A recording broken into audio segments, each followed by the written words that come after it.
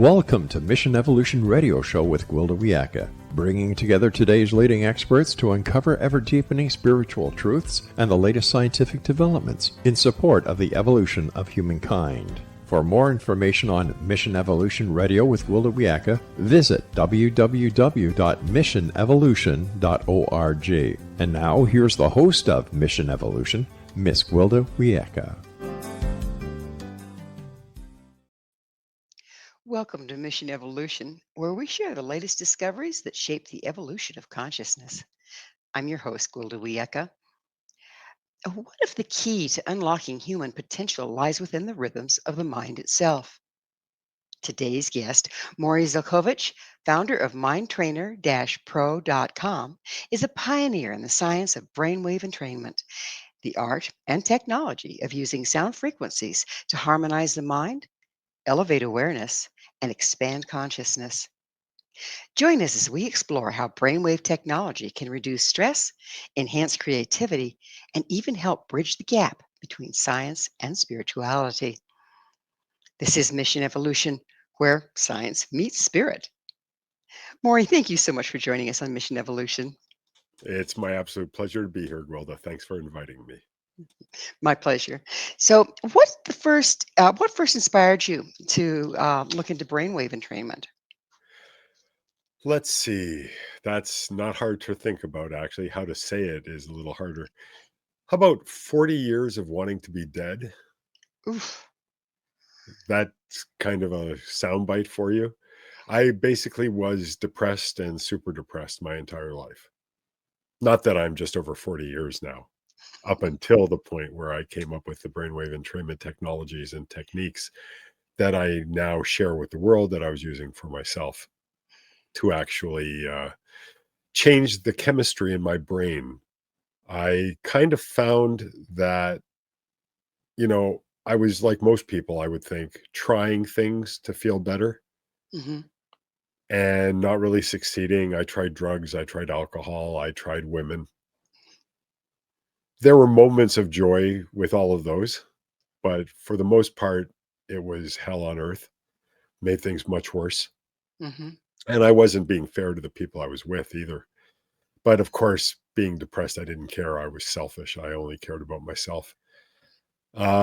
Started realizing when those didn't work that I needed to find some other way. So I started seeing other kinds of doctors, psychologists, psychiatrists, people who taught breathing techniques, EMDR, hypnosis, meditation, all the array of things that I could find. By the way, all of these things are fantastic. They just weren't good for me. And at that point, I decided, we're talking decades into my research at this point. I kind of thought, I need to understand what's going on, because at this point, I've tried to end my life 6 times that I can remember. Yes. I probably blocked out others, but I kind of realized that if I truly wanted to die, once would have been enough. So when I found that I couldn't find a way to die, I had to find a way to live. And that's really what set me off on this whole discovery mission. Eventually, I came across a thing called the paper internet.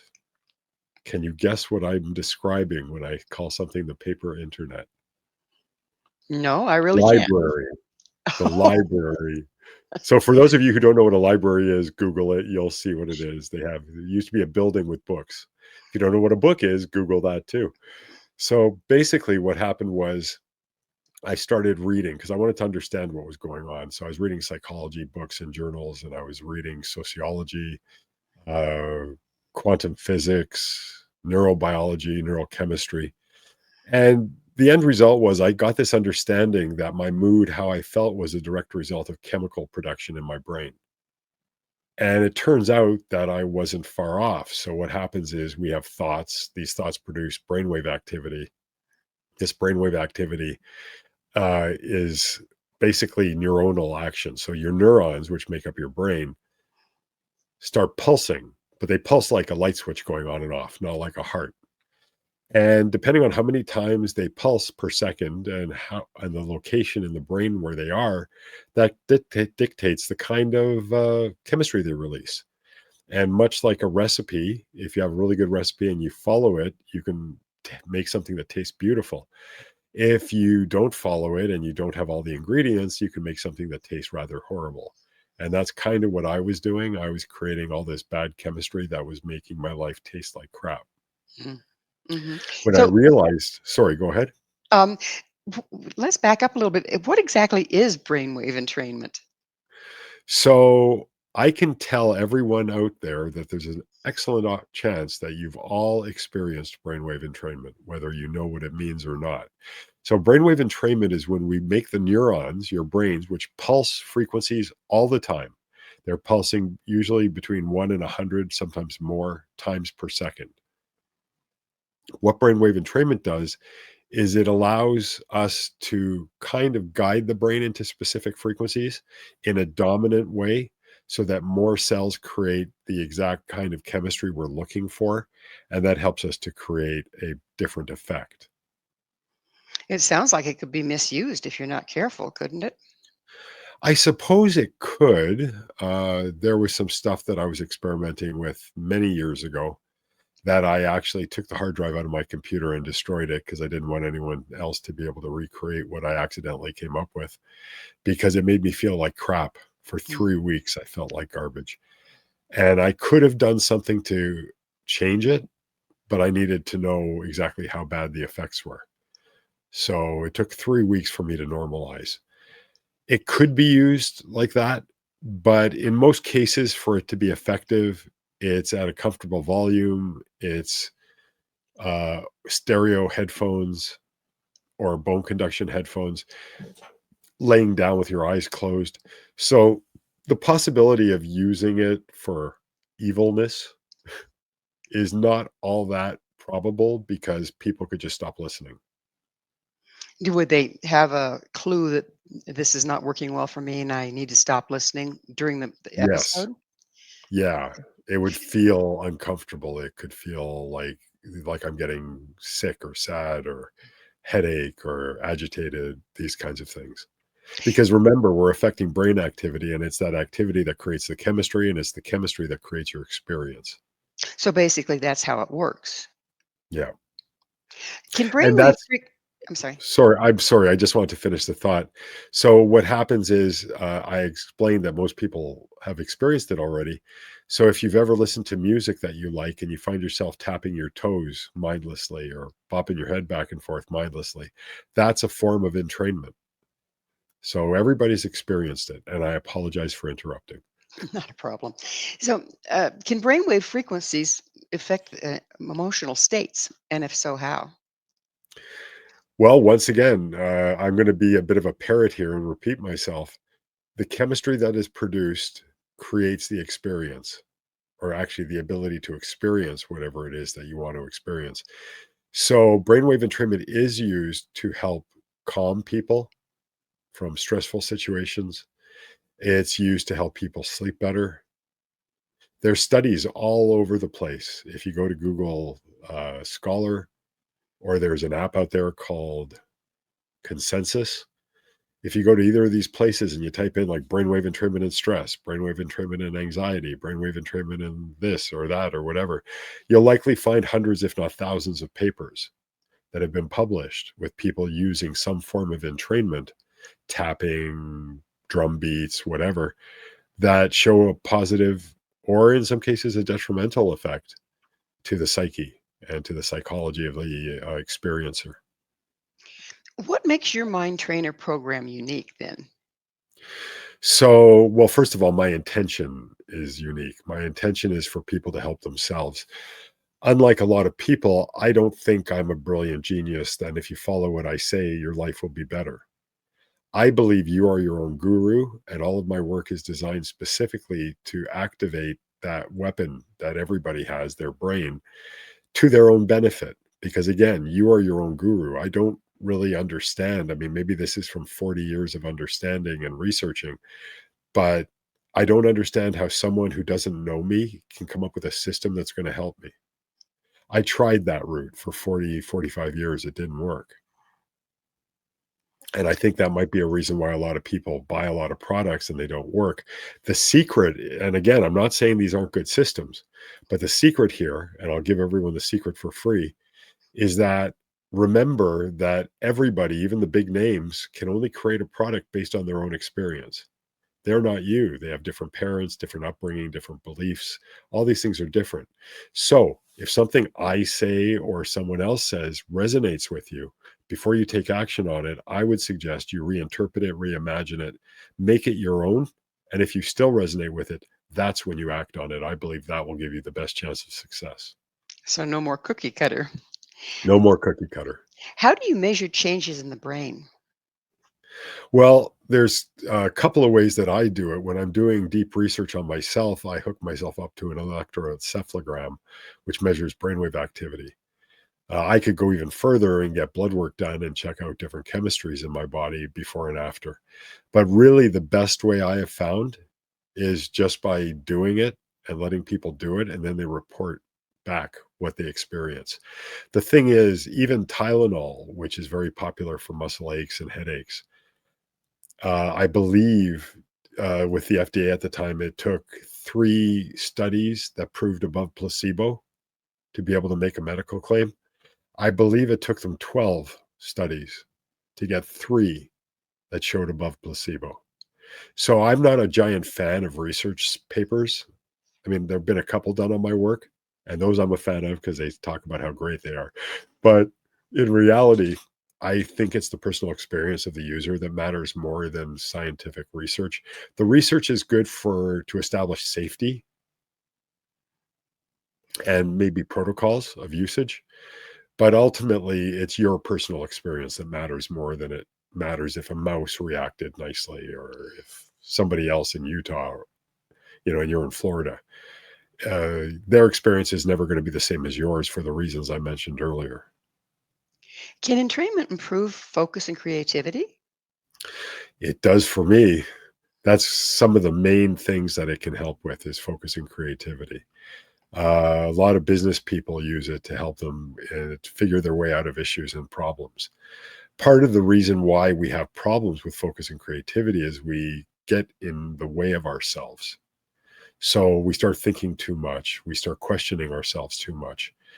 It's important to be able to turn off one part of the brain and activate another part of the brain when these circumstances come up so we have a better chance of accomplishing our task. Here's an example. Athletes who are particularly good at what they do will continually tell people, well, I don't really think about it. I just do it. They're not getting in their own way. They're in, what's called flow or the zone. This is what we try to do with entrainment when it's properly engineered. We try to put you into that zone state so that stuff just happens. It's not like you even know how it's happening, but it's not important. It's like driving a car. I don't need to know how to fix a car because there's mechanics I can call. I just have to know how to drive the car. That's really all I need to know. Well, it's time for us to take a station break. Morry and I will return very shortly, so don't you go away. This is Mission Evolution, www.missionevolution.org. Does sound entrain the brain? With us this hour discussing brainwave entrainment is Morry Zelcovitch. His website, MindTrainer PRO.com. Morry, does sound influence consciousness? Not at all. Surprised? Considering I create audio systems primarily, are you surprised to hear that I would tell you that sound does not affect anything? Here's why. There's no such thing as sound. It doesn't exist. It's a hallucination. You're not even hearing me now. If you put your hand on your neck when you talk, you will feel vibration. Sound in its earliest stages is nothing more than vibratory energy. Your computer speaker, your phone speaker, your television, however you're watching this now and listening to it, is creating vibratory patterns. If you put your hand in front of the speaker of what you're listening to, you will feel the vibration as I speak. Your brain interprets that noise, that energy, that vibration, and it creates the illusion of sound. It literally translates the vibration into emotion, into intellectual, into any form that is necessary for it to make sense for you. So that old line, if a tree, and you can impress people at parties with this now, if a tree falls in the forest and no one's there to hear it, does it make a noise? Well, now you know the answer is no. If a tree falls in the forest and someone is there to hear it, does it make a noise? The answer is still no. It makes vibration. And if something is there to interpret that vibration, that gets translated by the listener into something we call sound. That opens up a whole new bucket of worms about our senses versus everything is frequency, doesn't it? So, Sure. is there a link between brain waves and spirituality? So spirituality is an interesting term because I think there's as many people on the planet Earth as there are definitions for the term spirituality. Thought, to me, as a scientist, thought is the root of spirituality. People interpret things as spiritual or not spiritual or good or bad or indifferent. So it depends on the person, really.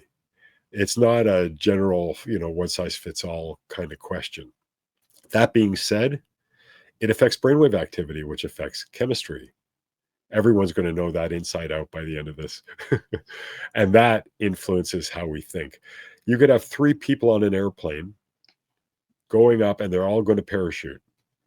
And one of them, when they're at, is can't wait for the airplane to hit altitude so they can jump. They are so excited. The other person just got a phone call from the office, can't wait to land. He's totally lost the entire love of jumping because a major problem just occurred at the office. And then the third one is taking off the parachute because they decided, you know what? I looked out the window. That's way too high to be jumping out of an airplane. I'm going to ride the airplane down. Thank you very much. Exactly the same stimulus. 3 completely different responses.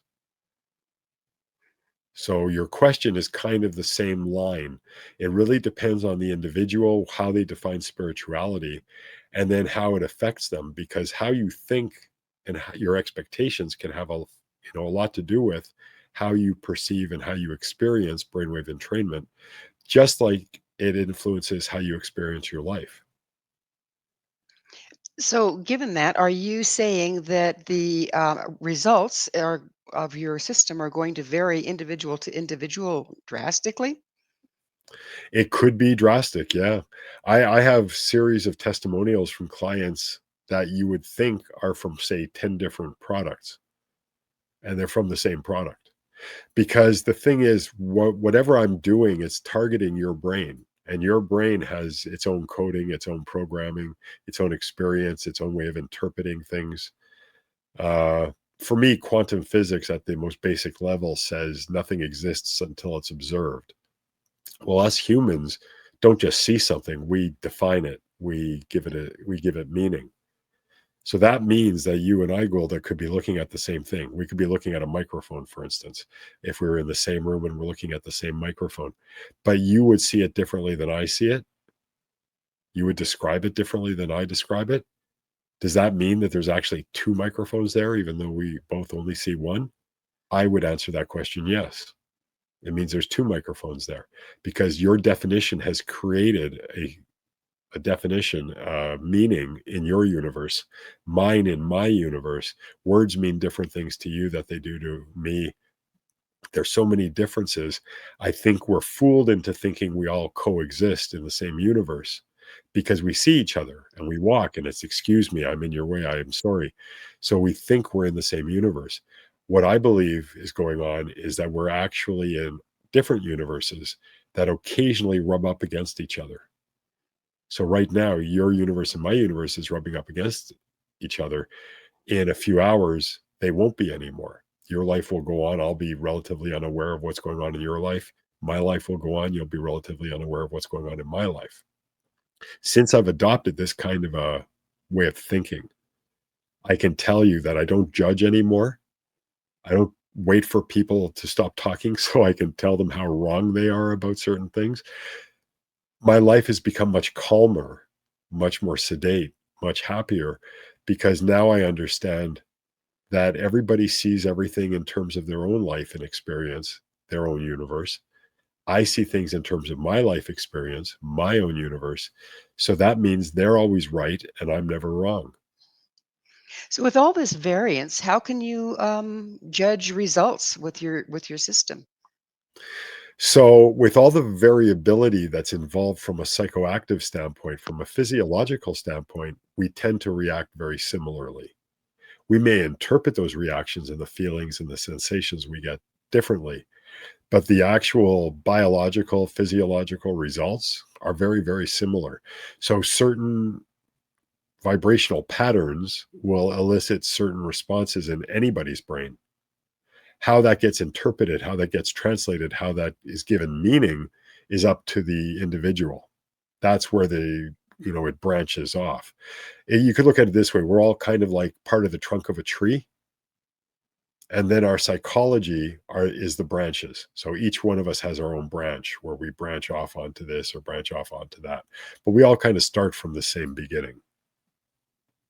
Can your system reduce stress and anxiety? I'm not allowed to make medical claims, but I can tell you that there is a ton of people out there who've written me testimonials to that effect. So yeah, I would say so. And in my own life, I can tell you that as well. How does that work if it affects everybody differently? Is there a particular frequency or entrainment that promotes a reduction in stress and anxiety? There are specific frequencies that people can use. I have different types of technology, some of which incorporate vocalizations. And that's one way to guide the energy that is created and brought up using these types of recordings. There's different techniques. There's meditative techniques. There's hypnotic techniques. There's something I call triliminal techniques. All of these different techniques help to subtly influence the mind into certain thought patterns. But ultimately, everything is designed to help people to help themselves. So we do have certain commonalities. There are certain things, like, for instance, I'm talking a lot. Sorry about that. So a lot of people would say, oh, this guy's in beta for sure.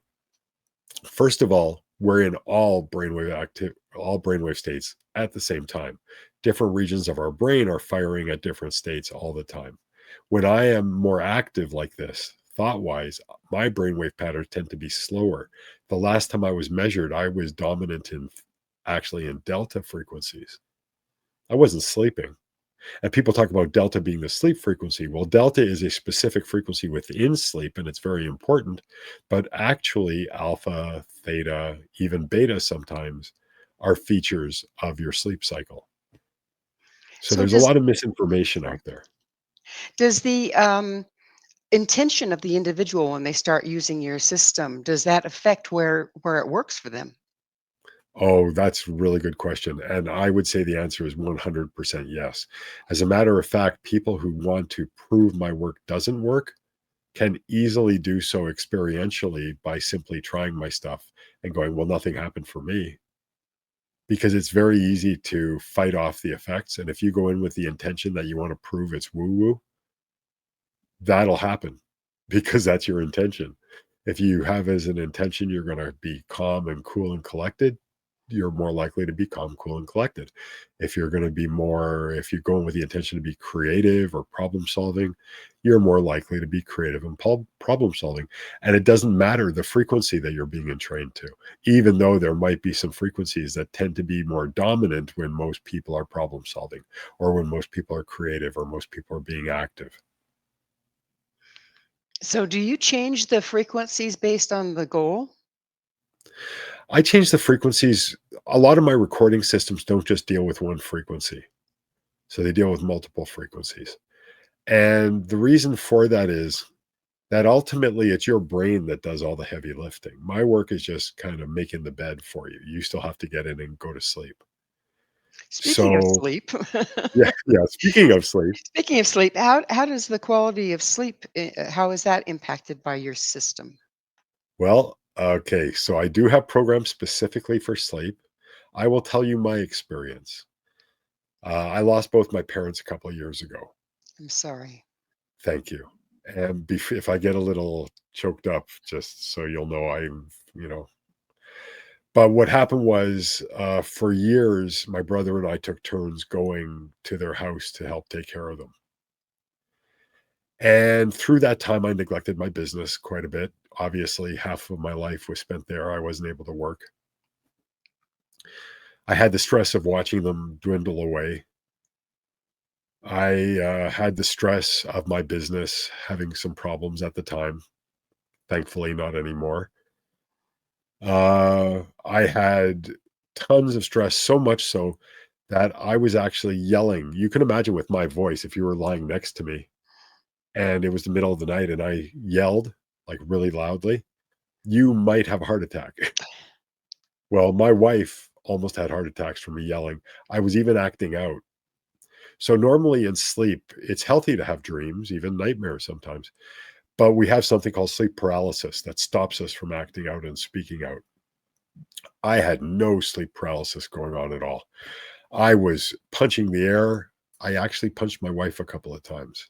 When she told me that, I said, this is not acceptable. I was like this close to getting an air bed and sleeping in the basement. So just so I could protect her. I designed a sleep recording for myself. When I sleep now, I talk in my sleep a little bit, but it's calm. I don't act out at all. I sleep much better. So that's my experience. And again, I have systems designed to help people do that. But again, it's to help people to do that. It's not making a claim that it does that.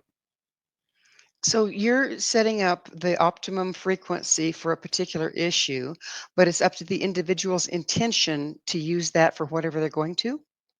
Yeah, and also to use it consistently. Think of it like going to a health club. How many people buy a health club membership and never use it? Or they go once a month or whatever. They feel it's enough to own a membership. They don't actually have to go. It's the same thing with brainwave entrainment. I look at the brain like a muscle. So if we use it regularly and consistently, it's more likely to be strong. And the other thing is, if you go to a health club and let's say you lift weights and you run, then that doesn't mean after a year you're just going to be able to lift more weight and run more. It means anything that those muscle groups can do, they will also be able to do better, like carrying groceries, like going for walks, like Well, we're hiking, like we're for going us. to have to take another station break. Maury and Sorry. I will be no problem. Maury and I will be right back to continue our discussion. So please stay right there. This is Mission Evolution, missionevolution.org. What if I want to heal? This is Mission Evolution, missionevolution.org. With us discussing brain enhancement is Morry Zelcovitch. His website, mindtrainer-pro.com. Maury, what role does frequency play in healing? Well, there's a guy that some of you may have heard of by the name of Nikola Tesla. And he proposed that at some point, all healing will be vibrationally based. There's lots of theories out there that says that illness is nothing more than misaligned vibratory patterns coming from cell groups. And if you can entrain those cells back into a healthy, functional state, the illness will go away. You can kind of look at, and again, I'm just quoting Tesla here, but you can look at it this way. Let's say you have a stagnant pond. There's a pretty good chance you're going to have mosquitoes because that's an ideal spot for mosquitoes to breed. Now I take that pond and at the north end, I cut an opening and the south end, I cut an opening and I lead it to a river and the river is now pouring water through and the water's moving. Well, the mosquitoes will just go away because they can't live in that area anymore because the water's moving. It's not stagnant anymore. So that's the idea behind vibrational healing, is that you're literally creating a state, not where you're actually curing a disease or a condition, but where you're creating a situation or a state where that condition can no longer exist. That's kind of what it comes down to. Now, on a more scientific, less theoretical way of thinking of it, you could look at it this way. We are human beings and we are conscious beings. So that means we're aware of what's happening around us. If we have an intention, that intention doesn't bring magic, but it brings activity, it brings action. We start reading more books, we make phone calls, we talk to more people. Certain things start happening in our lives that we don't realize had happened before or would have happened before. If you look, and to go a little more into the real world, if you kind of look at the literature on meditation, there's lots of scientific literature that says people who meditate tend to have better outcomes from illness and surgery. They tend to recover faster. This is not me making a medical claim. Go look it up. There's tons of papers out there that say this. The thing about it is, I've got a doctor, Dr. Dale Bredesen, if anyone knows who he might be. He's one of the top Alzheimer's researchers. He called my work meditation on steroids. So you can kind of make the connection if you'd like to from there. I couldn't meditate when I was depressed. I would keep judging myself and asking myself, is this working? Am I supposed to feel this way? Am I feeling anything? This kind of gets you to meditate without any need, any lessons, any writing, any studying, any training. So I would agree with him that it's meditation on steroids without the negative effects of steroids, of course. So, how do you differentiate science from pseudoscience? How do you define pseudoscience? Well, that's always the question, isn't it? Yeah, that's really the question. Because if you're really saying, how do you differentiate between science and woo-woo? We're using pseudoscience as a more intellectual way of saying woo-woo? I wouldn't know. They have usually when people are talking about pseudoscience, they're trying to invalidate something that Right. hasn't been scientifically proven. So brainwave entrainment is proven. It's all over the place. I told you, you'd find hundreds of thousands of papers talking about frequency, talking about pulse tones, talking about binaural beats, talking about all these types of things. Uh, there's tons of research on this. The problem is people don't think to look it up. If they haven't heard about it, if their doctor doesn't know anything about it, they tend to not believe in it. And that's sad because there's a lot of things out there that are relatively innocuous. They don't really, there's not really a big downside to a lot of things, side effects, that kind of thing, that might be able to help them to live a more fulfilled life if they'd only open their eyes and open their ears and do a little research. And I'm not promoting my stuff. I'm saying there's lots of stuff out there. So open your minds, open your eyes, open the possibilities. Shakespeare said something like, there's more things in heaven and earth than are dreamt of in your philosophy. And that basically says that just because you don't see things doesn't mean they don't exist. There's theories, quantum theories now that say there's 8 different levels of awareness,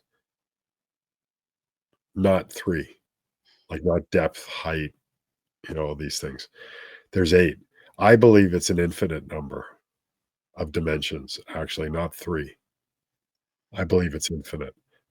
So when you think of it that way, now look around you in the room and take note of what you're seeing and what you're observing. And then imagine all the things that are filling up all this, what looks like empty space to you, but it isn't empty. You open yourself up to so much potential and so many possibilities when you start thinking that way, instead of just accepting everything for what you think it is, or what you've been told it is, or what you've been taught it is by your teachers and your parents and whoever else might have influence over how you feel or how you think. What results do your users commonly report?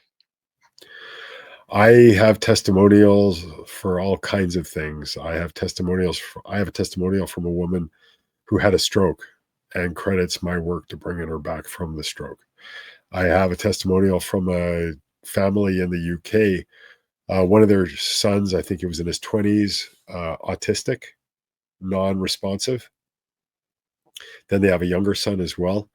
And they were in tears telling me how their kid asked daddy to read him a book. Never did that before. Hmm.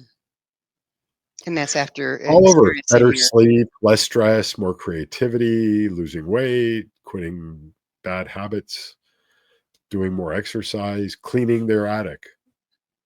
I mean, again, your brain is the real powerhouse here, right? My work is just stimulating it. You can kind of look at it this way. Let's speak English for a moment for the people out there who are tired and want to lie down from all this sciencey talk.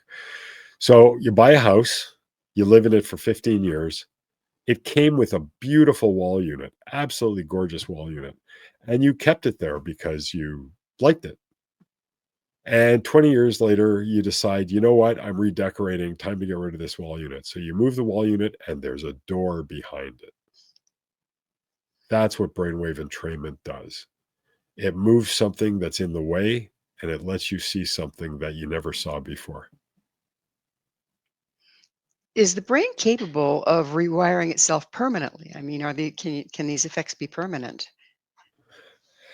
I think with regular use, you can make long-lasting changes, but like exercise, it's a matter of doing the right things over long periods of time. Just like doing wrong things over the long period of time will cause problems.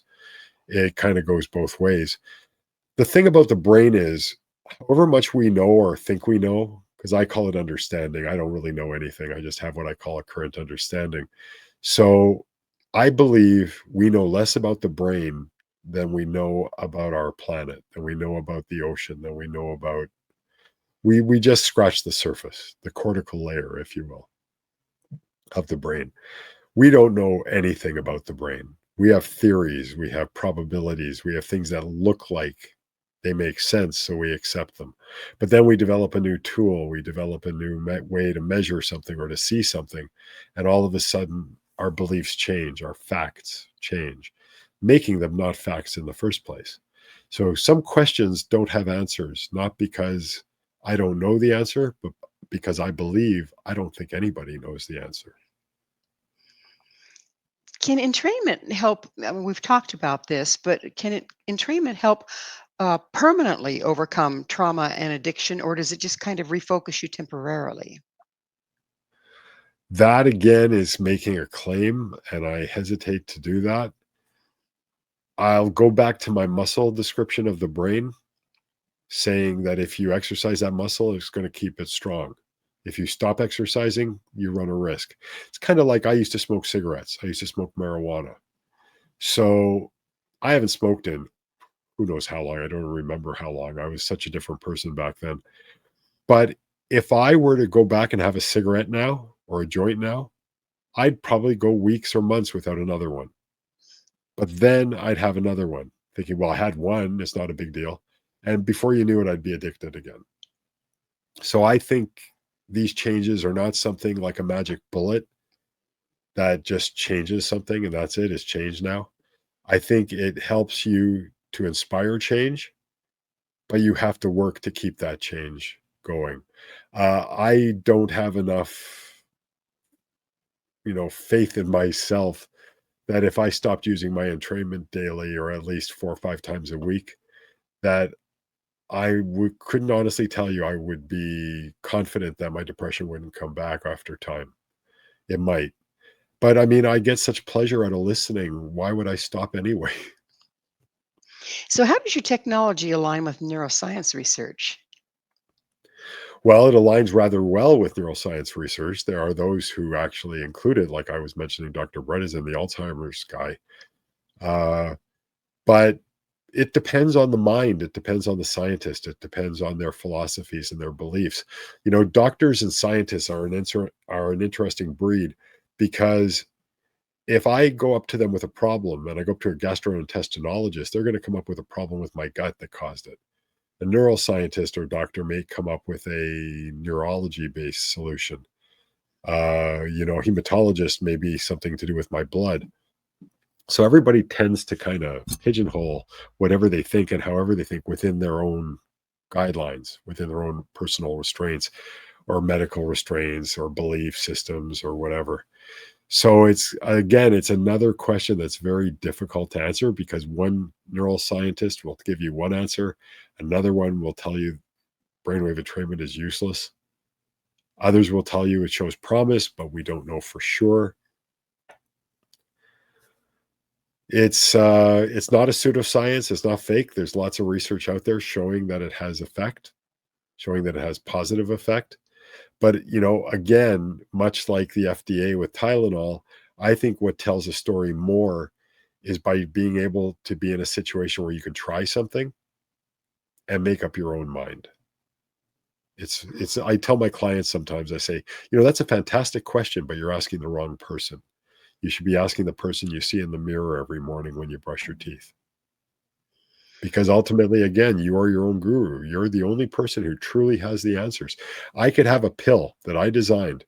You're going to live to be 150. You're going to be totally mobile the whole time. You're going to be totally alert and awake and having fun. And when it's time to go, you're going to smile and go, hey, everybody, I had a fun time. See you in whatever comes next. But you still have to take the pill. If you don't take the pill, it's not going to help you. That means that you're the one responsible for your own happiness. That's not a bad thing. That's a wonderful thing, because if you're responsible, that means you have power. If you have power, you can make the right decisions that get you to where you want to go. And that's what I love about this business, because it's not me telling you what to do. It's me helping you develop a muscle that will help you to help yourself. Which takes us back to your individual intent, doesn't it? That is true. hmm So it's a pretty flexible format, apparently. It's incredibly flexible. Different people will get different results because they have different brains and different needs. It's flexible because it gives results usually beyond what is intended. I have systems that have various purposes, but I have found in the testimonials that people who use them for that purpose tend to get more than they bargained for. Well, we're going to bargain for another station break. Please stay with us, as next, Morry and I will explore brainwaves and manifestation. This is Mission Evolution, www.missionevolution.org. Can I get help with manifesting? This is Oh, Mission yeah. Evolution, missionevolution.org. We're continuing our discussion with Morry Zelcovitch. His website, MindTrainer-pro.com. And now, Morry, there's the question. Can you help me with manifestation? And if so, how? You can help yourself with manifestation using brainwave entrainment to open the energy in you towards manifestation. So there's actually frequencies. See, one of the ways I do my work is I find people who are successful at whatever it is I want to help people with. And then I look for research in what kind of people, how do they live? What do they do? What are their habits? All these kinds of things. And then I figure out the dominant brainwave patterns that they're likely experiencing when they are experiencing these peak performance states. And then I create systems that train the user's brain to achieve those same states through the frequency following response. The ba ba ba ba ba ba ba, and then the brain starts following the similar frequency. Then I incorporate spoken word aspects that help guide people to solutions that they find for themselves. So manifestation, and it's interesting because I just wrote an article. I don't have it published yet, but I wrote an article about how your thought patterns influence your existence. So people, for instance, here's something that's interesting. I was working on a deal with a company for a long time, and it seemed to never get any traction, but they were very interested. I had been following political news a lot. What's going on in Canada and the United States and in Europe and in the East and everything. And because I thought, I should know what's going on in the world around me. I thought it would help me prepare. I could maybe come up with some products to help people with the stress and anxiety that they're experiencing. Well, it turns out I was exposing myself to stress and anxiety. So I stopped doing it, like cold turkey, just stopped. YouTube is this close to not giving me any references to politics anymore.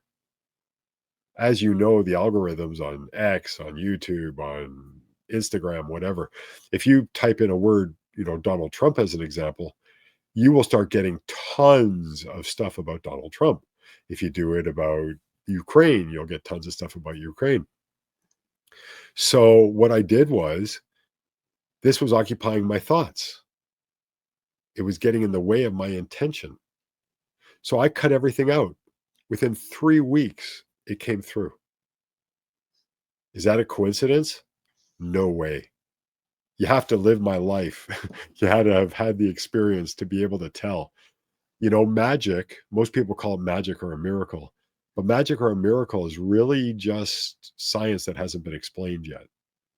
That's all. It's like the other dimensions that we don't see, but are there anyway. We don't see oxygen. We breathe it, though, all the time. We don't see our heart beating, but our heart is beating all the time. So we have evidence that these things exist. Why not expand that to more things exist? We may not even be perceiving them. So look around you. You see your life isn't quite what you want it to be. You're a little depressed, maybe. You're not earning money enough. You're living paycheck to paycheck, if you're lucky. You don't know where your rent's coming from. All these thoughts manifest that kind of a destiny, because that's they say your subconscious or your conscious mind or your mind, period, doesn't judge what you do or think. It just gives you what you think. So it turns out that when we think bad things, we have intense emotion usually behind those bad things too. So what I tend to do is I reverse engineer.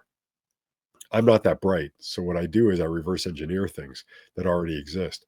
So if we have something that brings crap into your life and it does it, like legitimately all the time for so many people, that is a pretty effective technique you have there. But for some reason, people don't think, huh, that's a really effective technique. What if I change the content? What if I take it from bad and I turn it into something good? The same technique should then bring good results, because with bad thinking, it brings bad results. It makes logical sense that with good thinking, it would bring good results.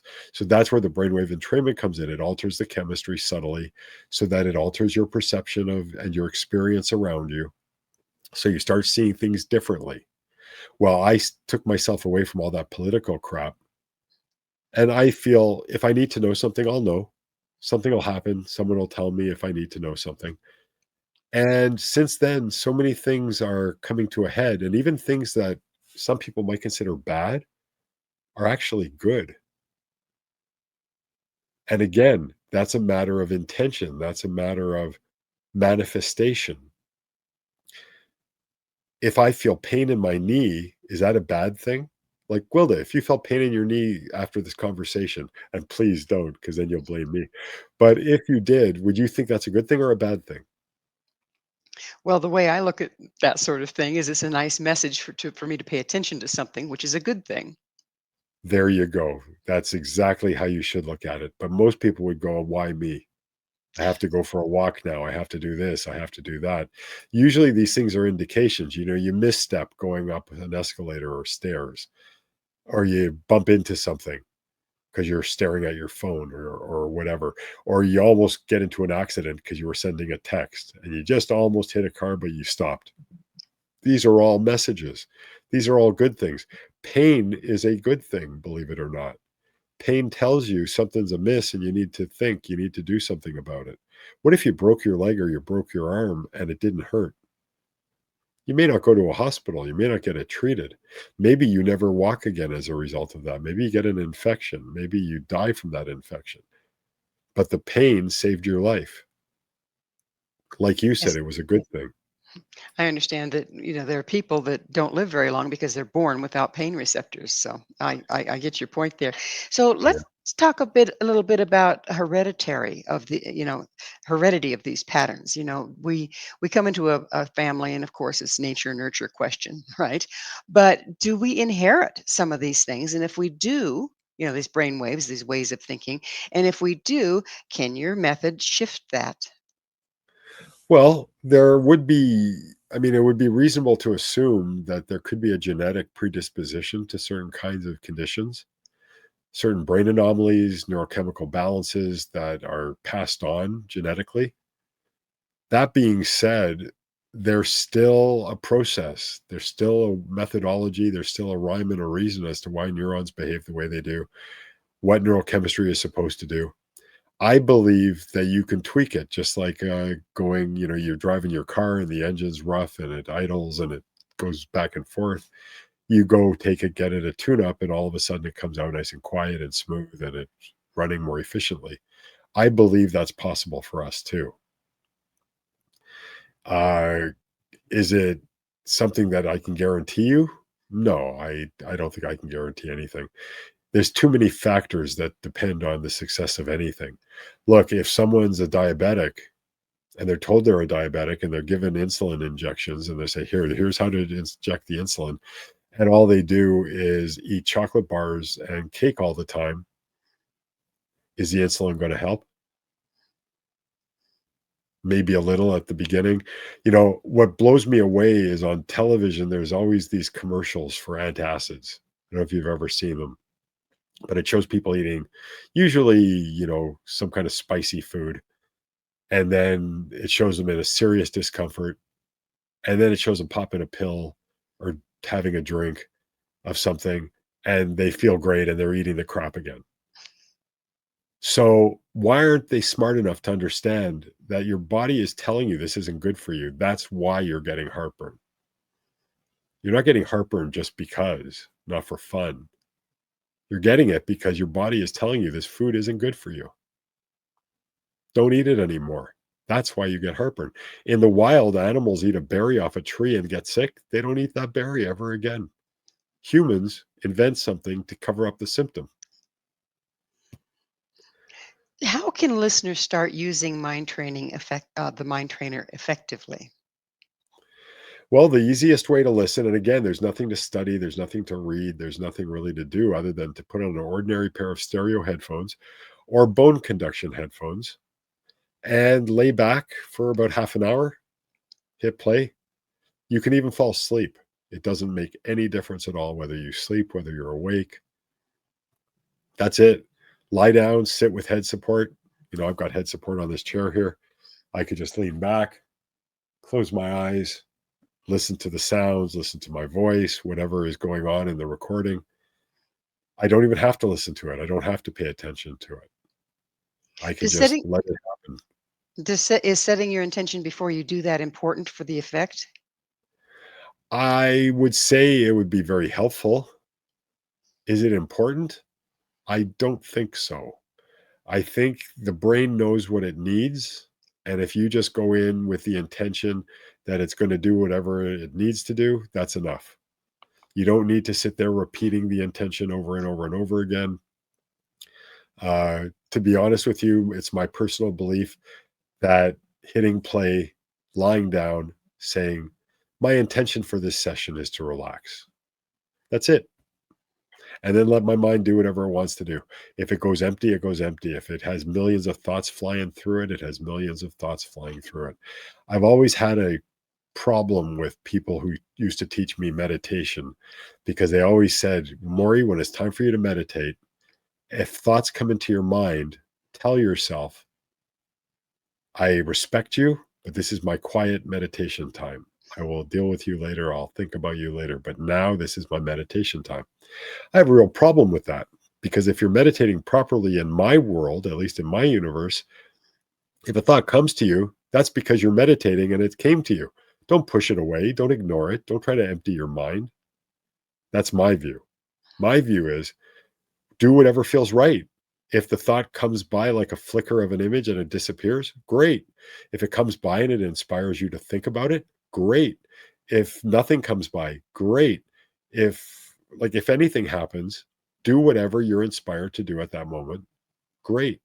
But don't follow a pattern that says empty your mind, empty your mind, empty your mind. That's So just my thought. it's about that time in the program when I get to ask you, Morry, what is your mission? So I don't have kids. My mission is to leave a tool behind that can help others to help themselves. So That's really what my mission is. what do you see as the future of mind technology? How do you see it evolving? We are mind. Our bodies are mechanical shells that mobilize us. The future of mind technology is the future of the mind itself. It's just like AI. AI is really useful if it's paired with HI, human intelligence. If it's just used as a crutch or as a replacement for thinking, we're all going to turn into mental blobs. Well, unfortunately, we are out of time. Morry, thank you so much for coming on the show and sharing your wisdom. Super. And thank all of you for joining us on Mission Evolution. Our guest this hour has been Morry Zelcovitch. He's the creator of Mind Trainer and a leading voice in the field of brainwave entrainment. You can learn more about his groundbreaking work at mindtrainer-pro.com. This has been Mission Evolution with Gwilda Wiyaka. For more information or to enjoy past archived episodes, visit www.missionevolution.org. Until next time, remember, evolution is not merely a destination, it's a journey of awakening. Please be sure to join us right here again as this mission will continue, bringing information, resources, and support to our rapidly evolving world.